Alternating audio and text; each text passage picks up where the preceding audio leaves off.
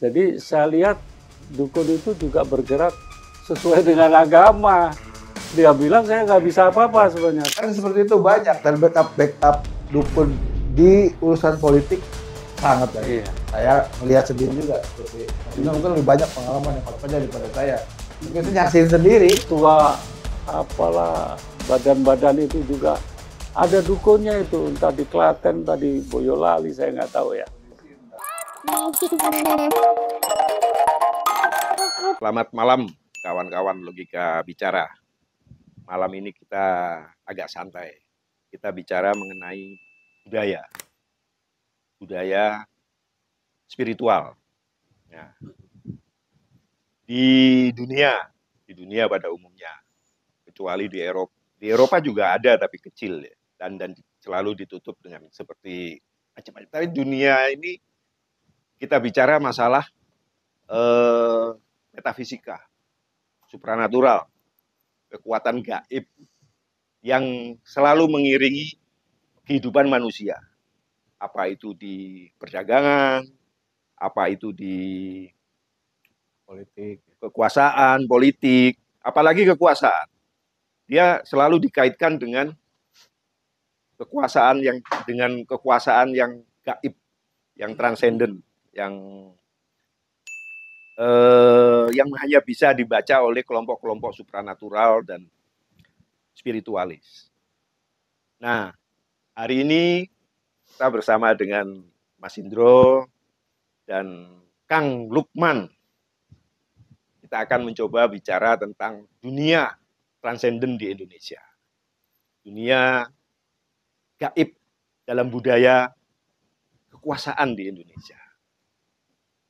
Nah, ini kita awali dari mana ya? Apa kita awali dari ketika era sebelum merdeka, atau kita mulai dari saat ini? Karena ketika era sebelum merdeka dulu kan kita sempat mengenal Ki Joko Pring, Sosro Kartono, kakak kandung dari Raden Ajeng Kartini, yang dianggap sebagai tokoh spiritualis. Ketika Perang Dunia Pertama ketika perjanjian Jerman Prusia pada saat itu dengan Austria, perjanjian itu dalam ruang tertutup, dia sudah mengeluarkan poin-poinnya dalam berita. Dan itu dimuat di Washington Post kalau nggak salah pada saat itu ceritanya. Jadi poin-poin yang dalam perundingan rahasia itu beliau sudah tahu. Nah, ini salah satu cerita-cerita yang beredar bahwa dunia kekuasaan politik baik di Eropa dimanapun tidak lepas dari mistik, dari kalau orang Bali bilang kekuatan yang samar, tidak kelihatan oleh mata, yang gaib kalau menurut bahasa agama, yang ditutupkan oleh tirai. Termasuk kemerdekaan Indonesia, itu banyak orang yang bilang sudah diramalkan dari dulu akan ada kemerdekaan. Dari sini kita melihat kondisi-kondisi sekarang. Seberapa jauh masyarakat ini masih mempercayai dan masih memegang tradisi-tradisi tentang kekuatan gaib itu dalam kekuasaan di Indonesia.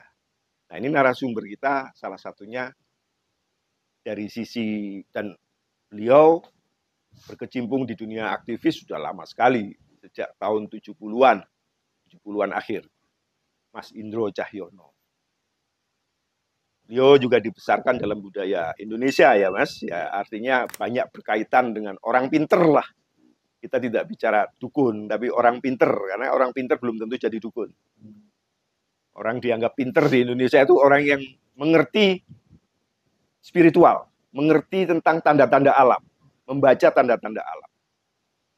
Nah, bagaimana pengalaman Mas Indro menghadapi situasi seperti ini, dan ketika kita berbicara bagaimana sih peran spiritual dan peran dunia-dunia gaib itu, apakah orang pinter ini akan membackup pejabat-pejabat atau bagaimana? Bagaimana menurut Mas Indra? Jadi pertama memang kalau saya cerita ini gaib Ya, spiritual atau ya, perdukunan lah ya. ya, Saya dari kecil itu oleh ibu saya, kalau ibu saya ke dukun, saya yang diajak. ya, ya. Jadi saya tahu gimana kerja dukun. Dan dukun itu berpengaruh nggak sih? Ada pengaruhnya nggak sih? Gitu ya.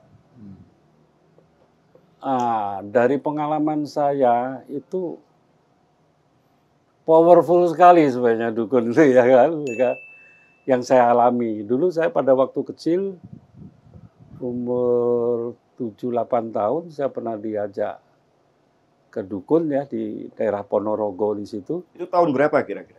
Itu SD ya, SD tahun 60-an lah ya. 60-an ya? 60. Sebelum Ya, sebelum sekitar itu, pemberontakan, sebelum ya. peristiwa gitu belum Ya, selesai itu di Ponorogo itu tahun yang lalu. ibu saya bertanya, karena ayah saya tentara waktu itu kan, kira-kira nanti mau dipindah kemana, ya kan? Iya. Dipindah atau ditugaskan Urusannya kemana? karir berarti ini. Ya, karir. Kita nanya pada waktu itu, karena pada waktu itu ibu saya mendesak ayah saya untuk cobalah biar nggak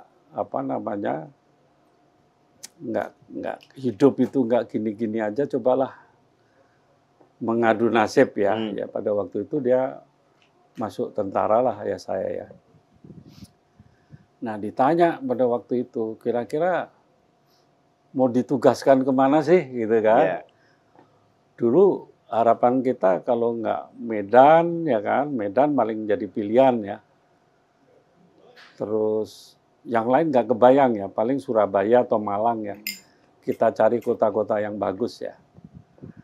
Nah dukun bilang, nanti coba ambil cawan, dikasih sumbu ya. Untuk sumbu 4 gitu yang menggambarkan arah angin, barat, posisi, utara, selatan, dibakar. Mana yang paling habis ya kan? Nah itulah nanti mau dipindah ke sana, katanya kan. Ternyata memang yang bagian timur yang habis. Jadi pada waktu, waduh, lain dari perkiraan kita ini. Ini timurnya timur jauh ya. Nah pada waktu itu pas kebetulan ayah saya ditugaskan ke Papua. Oh Papua. Papua, jadi betul itu. Kalau lihat dari dukun. Nanti ada cerita lain lagi. Sebelum pindah ke Papua, ke dukun lagi kita, ya kan? Ibu saya itu klinik, tapi ayah saya anti klinik. Gitu. Nggak percaya dia. Tapi terbukti semua gitu loh yang dilakukan itu. Nah, akhirnya ya tepatlah ya dipindah ke Papua. Tapi yang aneh, pada waktu di depan dukun itu, saya dengan ibu saya, orang-orang yang datang ke dukun itu bukan nanya soal mistik atau politik, tapi kerusakan mobil. Jadi dia jadi konsultannya bengkel-bengkel itu. Oh, ketok magic gitu. Jadi setiap mobil masuk rusak ya, montirnya ke situ. Apa yang rusak? Oh ini rusaknya nggak berat kok. Itu kabel di dekat lampu itu sambung aja, nanti jalan lagi. Jadi dukun itu serba bisa. Ahli mesin apa juga aja, dia. ahli mesin juga bisa. Waduh. Gitu. Kan main. Jadi itulah ngerinya ya, kekuatan mereka. Dan bahkan kalau ada mobil-mobil yang mogok di luar kota, peralatan nggak cukup, dukun itu bisa ngirim tang atau pintu kunci itu loh ke bengkel yang di luar kota itu. Lewat gimana caranya saya juga nggak tahu. Tapi itu terjadi di depan mata saya. Ya. Nah, kedikdayaan paranormal kayak begini tidak mungkin kalau nggak dimanfaatkan. Pasti orang butuh. Apalagi di Indonesia ini yang serba nggak jelas kan. Mau naik pangkat, udah ijazah disiapkan, riwayat hidup disiapkan.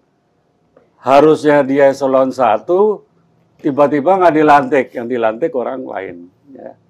Di situ dibutuhkan dukun-dukun. Sebenarnya dukun itu tidak bisa merubah nasib. Misalnya Anda ingin eselon 1, nggak bisa. Mungkin juga dibilangin, mungkin Anda nggak cukup jadi eselon 1 ini gitu loh. Ya segitu diterima aja dulu. Nanti 3 tahun lagi Anda pasti naik gitu loh. Jadi dukun itu juga nggak bisa mengupayakan sesuatu yang udah jadi apa? Pastian. Kodo ya. Nah, Kodo. Jadi orang itu pastian. belum jadi takdir ya. Hmm. Kodo itu nggak bisa diubah juga. Jadi saya lihat dukun itu juga bergerak sesuai dengan agama. Dia bilang saya nggak bisa apa-apa sebenarnya. Semua Allah nanti yang mengatur. Cuman dalam rangka itu dukun itu diberi kemampuan ya. Mungkin melalui jalan dukun inilah nasib orang bisa diubah. Jadi nggak bisa apa-apa amat ya. Tetapi kalau dukun yang tahu itu udah jadi takdir seseorang, dia bisa bicara.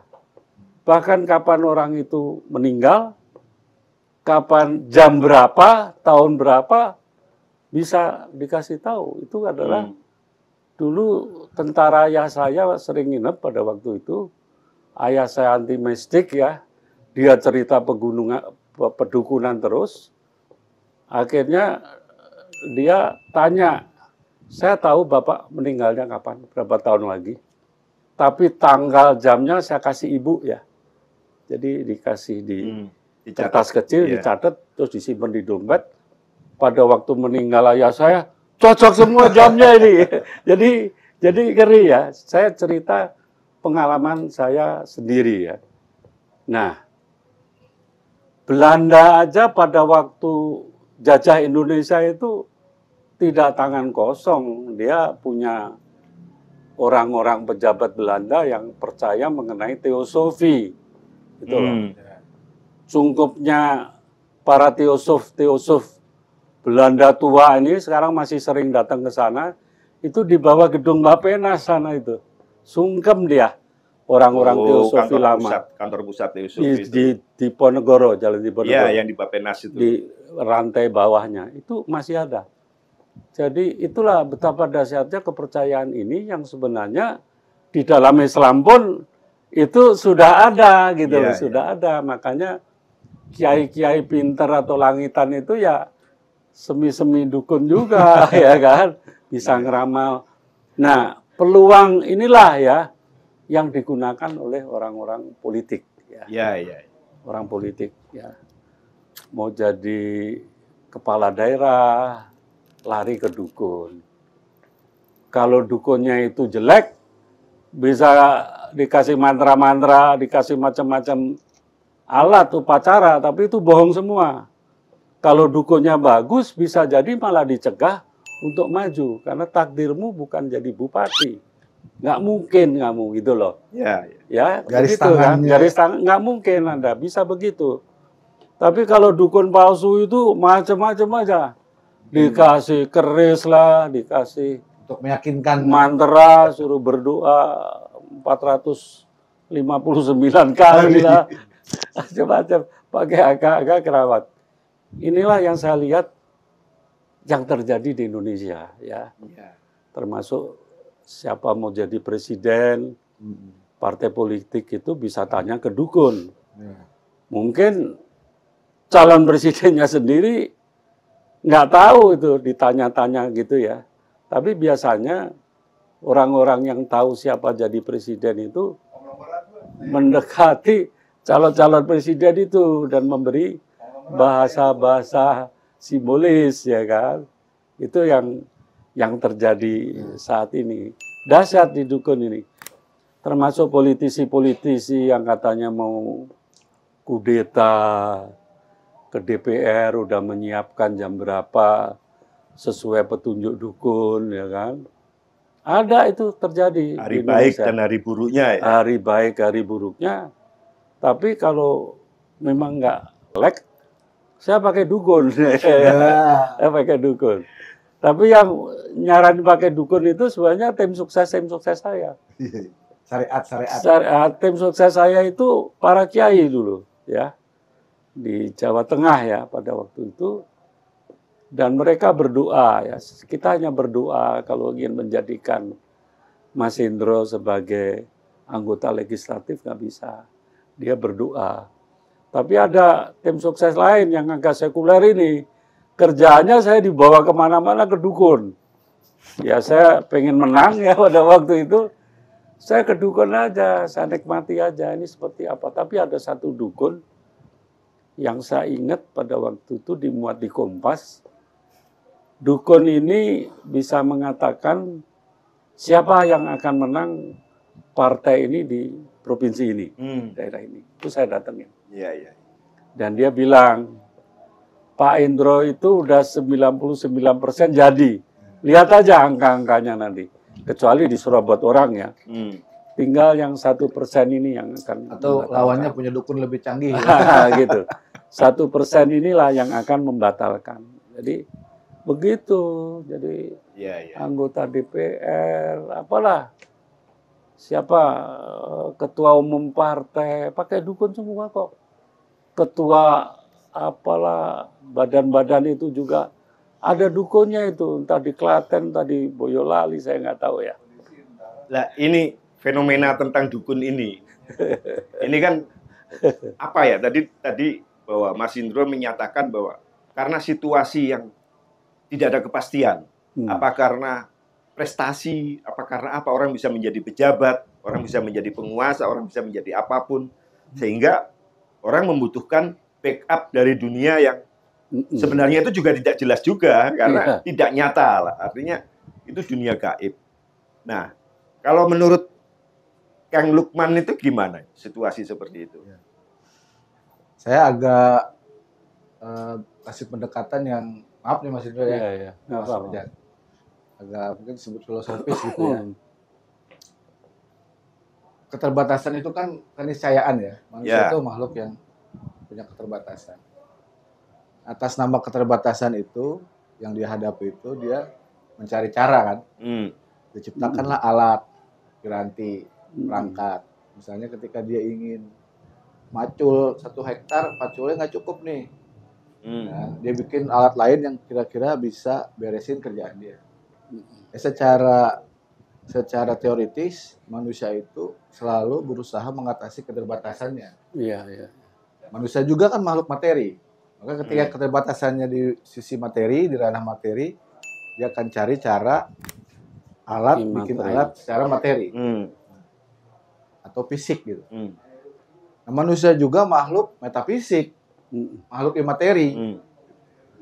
Ketika dia berhadapan dengan keterbatasannya secara metafisik, secara imateri, maka dia akan cari cara untuk bisa mengatasi persoalan tersebut. Disinilah kemudian istilah klinik ini muncul. Istilah mistis ini muncul. Klinik ini kan dari bahasa Jawa sebetulnya. Klinik artinya mencari tahu hal-hal yang tersembunyi, tapi dicari tahu gitu. Kalau klinik yang dimaksud ini, saya perjelas, itu berasal dari bahasa Barat. Okultisme. Okultisme itu kan bahasa Barat, tapi klinik ini bahasa kita, bahasa Jawa. Cleaning. Kalau di Yunani mistikos gitu kan. Kalau di kita klinik. Orangnya mungkin dukun. Nah, dukun ini yang saya pahami adalah orang yang memang bisa mengerjakan sesuatu yang orang lain nggak bisa.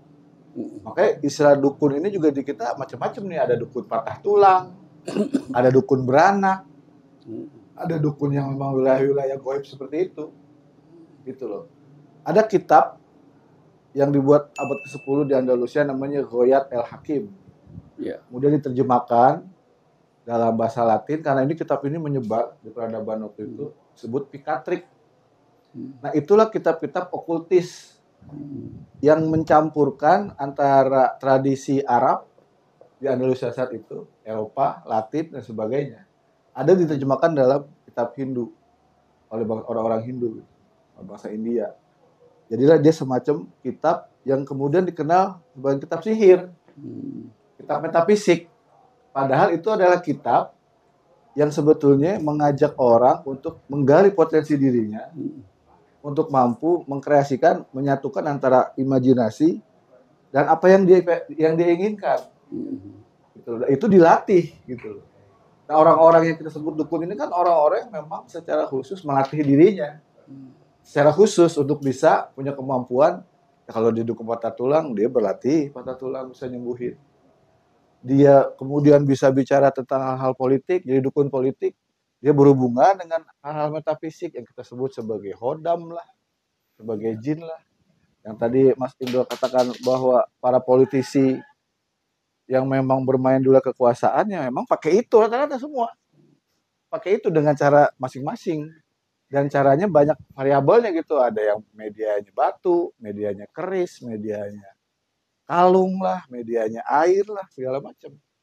Gitu loh. Jadi menurut saya dukun politik ini ada memang orang-orang yang secara khusus melatih dirinya untuk bisa punya kemampuan secara supranatural.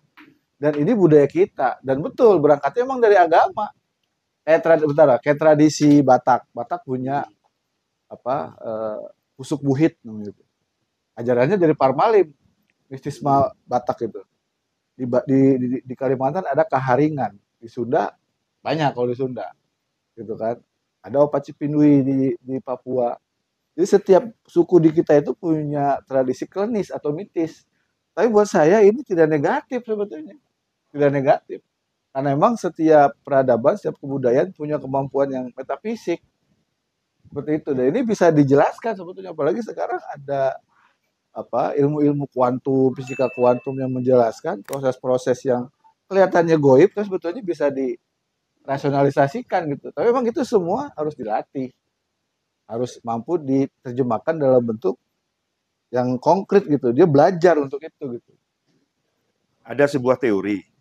Ada sebuah teori bahwa ketika masyarakat dalam proses krisis, krisis terhadap kepercayaan diri, krisis terhadap masa depannya, maka dunia spiritualis menjadi dunia perdukunan menjadi laris. Kan banyak orang mencari pegangan, mencari, berusaha mengintip apakah kepastian itu ada atau tidak untuk masa depannya itu. Nah, mengintip ini karena ini masalah gaib, maka orang banyak kemudian berpikir lari ke orang-orang yang pinter atau paranormal atau apa, atau dukun. Nah, apakah kondisi sekarang ini bisa disebutkan seperti itu, bahwa situasi sekarang ini sudah situasi yang orang sudah tidak percaya sama situasi, kepastian hukum dan lain-lain, maka dunia perdukungan pasti akan merebak dan kemana-mana akan jadi pembicaraan-pembicaraan karena gampangnya orang menghadapi situasi. Kalau menurut Mas Indro gimana? Ya, justru itu yang saya katakan. Sekarang ini zamannya dukun-dukun ini laku saya ya kan. Baik yang asli maupun yang palsu. Karena ada ketidakpastian. Tapi sebenarnya ada orang yang tidak bisa disebut dukun juga. Itu namanya indigo. Ya. Ramalan orang indigo tuh nggak main-main juga itu. Makanya tadi ada rapat rahasia itu dia udah bikin berita. Itu menit sampai jam sampai menit detik itu dia bisa ramalkan. Kalau dia mau ya, gitu. Kalau mau dia.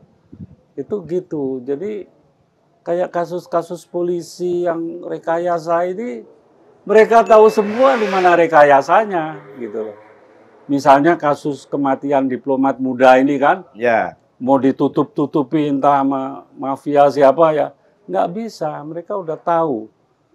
Bahkan ya, ini ya saya punya kenalan indigo yang dari SMP itu dia dijadikan dukunnya polisi ya. Ini kebetulan di Bandung. Itu untuk ngejar maling, ngejar penduduk, pembunuh-pembunuh itu kok. Dia tahu nih pembunuhnya di dalam rumah ini. Polisi baru nyerbu ke sana gitu loh. Itu terjadi. Nah, kebetulan yang indigo tadi dekat dengan saya sekarang dan dia memang dicegah orang tuanya karena di rumahnya pada waktu itu diteror oleh inilah penjahat-penjahat lah ya untuk menyembunyikan identitasnya. Jadi lihat ya, penggunaannya itu secara informal ya. Polisi-polisi itu juga tanya ke dukun kok. Kalau udah buntu dia ngejar apa. Indigo itu ditanya Harun Masiku sembunyi di mana, tahu dia. Cuman dia masalahnya kan nggak mau jawab. Wah yang ini bukan agenda saya mas katanya. Tapi orangnya itu ada tuh. Nggak jauh dari sini, paling simbolisme dulu. Tapi misalnya, indigo juga perlu belajar kan mas? Untuk menajamkan enggak, dia perasaannya. Dia namanya ngetes. Jadi indigo itu diberi kemampuan untuk bisa melihat sesuatu. Tapi dia sendiri nggak yakin. Dia menggunakan orang lain. Coba lihat di sana ada tabrakan, katanya yang meninggal 5 orang. Dicek, oh iya betul. Dia baru dari situ dia yakin kemampuannya gitu. Banyak indiku. Ini yang digunakan. Bahkan apa ya? Ketua umum partai. Bahkan saya bisa tahu dulu presiden yang 8 tahun lagi akan jadi presiden. Saya bisa lihat dulu, dikasih tahu. Dan saya oleh rombongan dukun-dukun ini bilang, udah bikin CV aja mas. Nanti saya kasih calon presidennya ya. Saya bikin CV sampai 5 coba.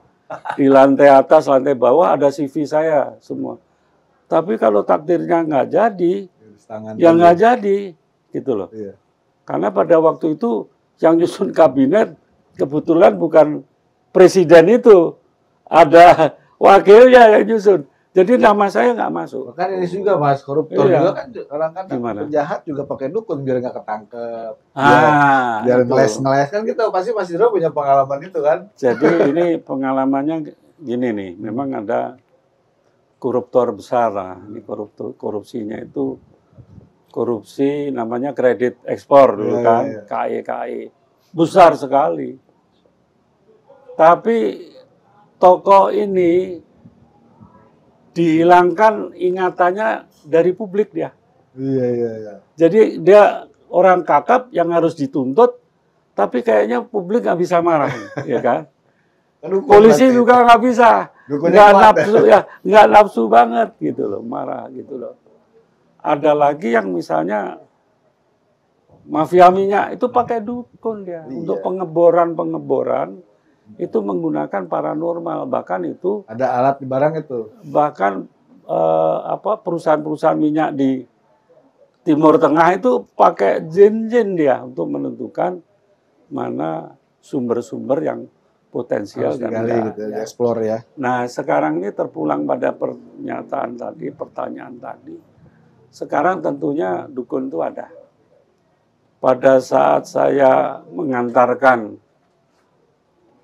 seorang Jepang ya yang lagi tesis doktoral tentang dukun ini, saya keliling dan yang ngantri di dukun itu kalau nggak tentara polisi, gitu, itu ngeri itu ya.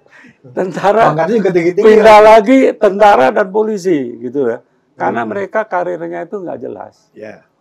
Mau hancur-hancuran fisiknya bagus, latihannya bagus, belum tentu pangkatnya naik. Karena misterius tuh. Berarti kan karena dia punya keterbatasan untuk persoalannya dia nggak bisa nggak bisa lihat tadi dia pakai dukun. Itu. Nah saya iseng-iseng diajak pada waktu itu ke dukun inilah, dukun pelet lah dulu tuh untuk untuk sinden-sinden.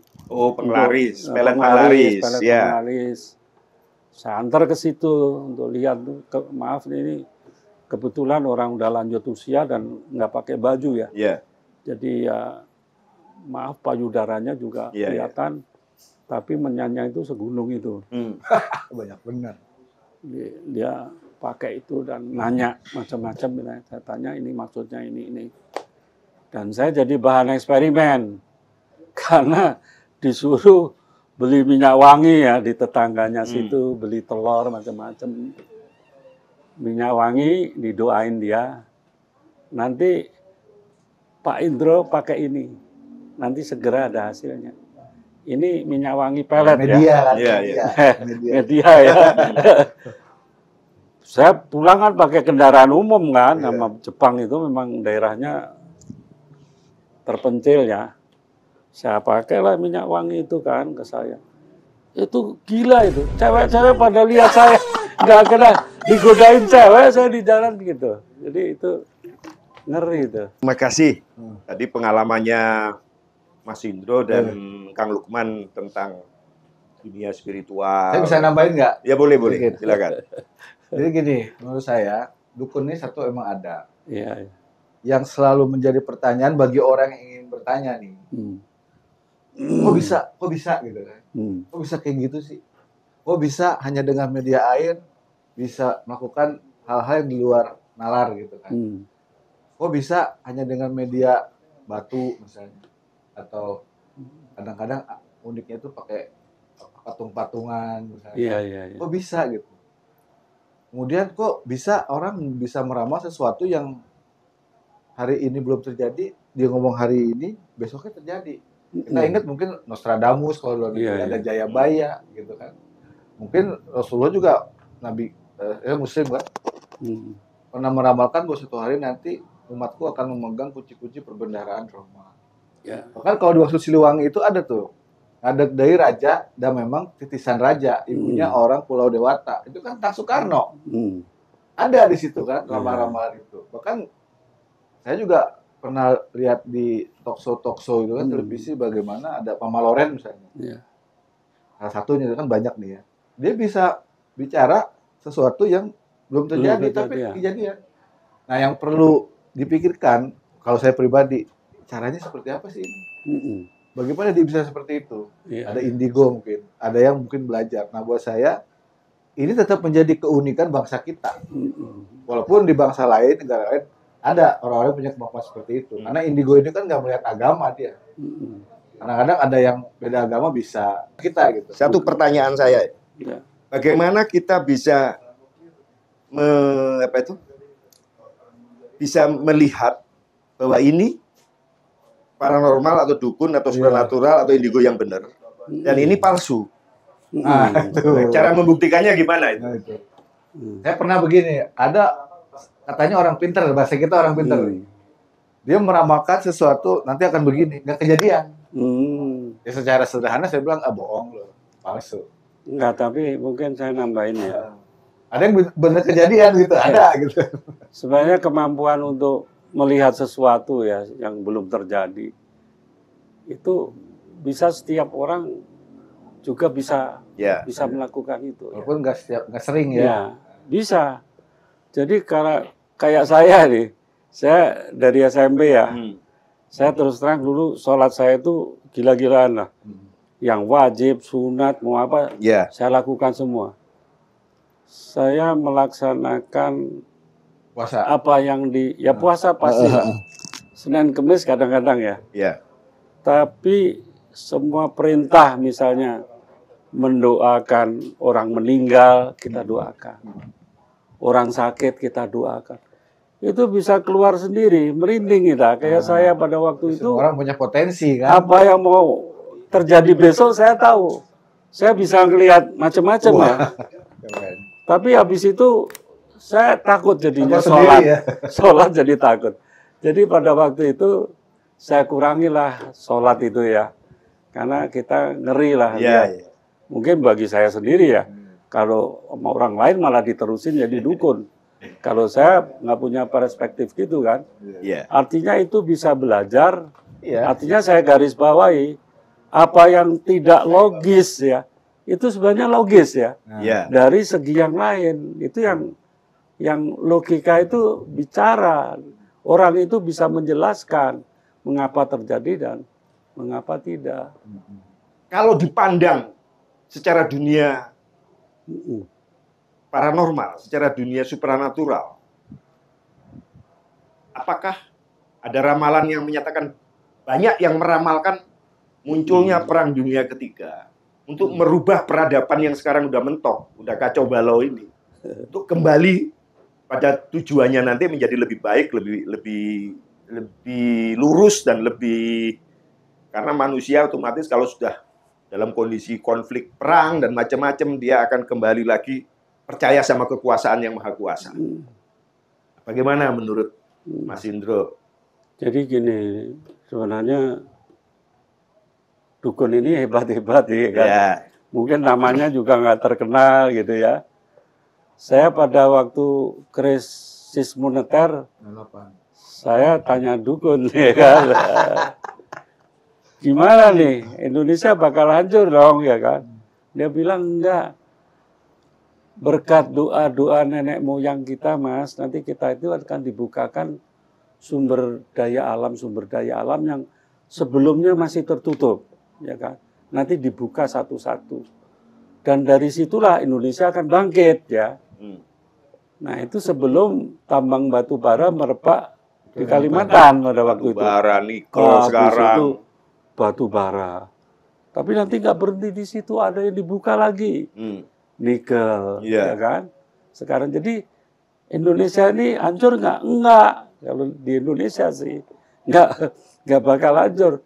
Dan saya lihat memang orang luar negeri juga meramalkan Indonesia nggak hancur-hancur amat, ya. Iya. Karena dia punya sumber daya alam. Tapi bukan berarti pemerintahnya nggak hancur, ya. Iya. Ya kan? Karena ini datangnya rahmat, ya. Dan barokah ini bukan ke pemimpin busuk itu, untuk masyarakat. Nanti yang akan diselamatkan masyarakat ini. Nah, gimana tentang Indonesia? Itu dia juga ramalkan. Kita ini nanti akan menjadi pusat peradaban dunia. Tapi memang setelah ada kehancuran-kehancuran gajing lah, ya. Iya. Nah, ini ada yang saya mau tanya ini tentang itu. Kan Pak Karno juga pernah meramalkan itu. Iya. Nah, Presiden kita pertama, Soekarno. Nah, dia melihat ada cahaya ketika Indonesia itu akan menjadi mercusuar dunia. Itu ketika ibu kotanya di Palangkaraya. Cahaya dilihat dari situ. Nah, pertanyaan saya sederhana. Dengan IKN sekarang yang di Kalimantan Timur. Kalau menurut saya itu bisnis itu IKN. Karena tanahnya milik kawan-kawannya sendiri dibagi. Jadi apakah ini nanti bisa IKN itu bisa menjadikan bisa untuk memalsukan tentang apa itu ramalan tentang mercusuar dunia ini, bahwa ini nanti akan ada IKN, atau IKN ini akan menjadi sampah lagi? Kalau menurut Mas Indro gimana? Kalau menurut saya IKN ini dukunnya palsu lah, ya. Palsu. Tapi cahaya Bung Karno yang dilihat gimana? Jadi Palangkaraya ini kan kliniknya Jokowi. Bukunya tak ada tulisan. Ada. IKN itu kliniknya Jokowi. Saya nggak tahu dia ngambil dukun, mungkin sakti sebelumnya. Tapi udah kesaktiannya udah dicabut. Masih ditanya soal IKN, ya kan? Ya jeblok lah, ya kan? Jeblok. Karena Jokowi pengennya kan mengembalikan terah Jawa ini ke terah asalnya, kan? Jawa ini kan dulu asalnya dari raja-raja Kutai di situ dulu. Jawa Mataram, ya dulu dari situ. Kelihatannya misi besarnya ini, terus dipanas-panasin dukunnya, tapi terus jeblok. Nah, menurut saya nanti itu bukan di situ, tapi itu mungkin masanya tidak lama lagi, ya, menurut ramalan dukun ya. Saya nggak bisa kalah. Nggak lama lagi ya mungkin yang digembar-gemborkan Indonesia Emas itu. Perangkai bunga kering ini siapa? Oh, itu. Bulia. Amelia. Saya sering kalau diundang Bulia datang saya ke acara Bulia. Bahkan pada waktu itu ada anak buah saya yang membidani ya Bulia ini ya. Karena Bulia ini sering terima wahyu kan pada waktu itu. Dan diajar ngaji lah sama anak buah saya lah. Saya nggak usah cerita sekarang. Itu inisialnya R. Wah, nggak usah cerita. Iya. Sehingga jadi, dan itu tsunami semua itu udah diramalkan sama Bulia. Terjadi. Bahkan pembunuhan dukun santet, dia udah tahu mau terjadi. Pembunuhan di Ambon, dia ke Ambon duluan. Gitu loh.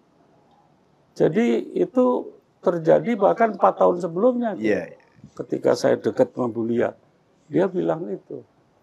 Ya saya nggak tahu ini apa sih, ada orang-orang yang mampu begitu ini kan. Tadi pertanyaan saya itu kan unik kan. Itu nggak main-main itu. Ya kalau kita urut di agama Islam memang bisa, itu juga bukan sihir. Tapi beberapa orang memang bisa ditakdirkan ya oleh Allah untuk bisa tahu sebelumnya. Jadi gitu kira-kira. Iya. Kalau menurut pandangan Kang Lukman gimana? Apakah maksud saya spiritual itu memang dunia-dunia gaib itu memang masih kita butuhkan? Manusia ini kan makhluk rasional dan makhluk spiritual. Ini seperti pengantin. Nggak bisa dipisahin. Tinggal kita mau cenderungannya yang mana. Spiritualisme itu bisa dilatih. Tapi kalau nggak dilatih, dia terberi di kita.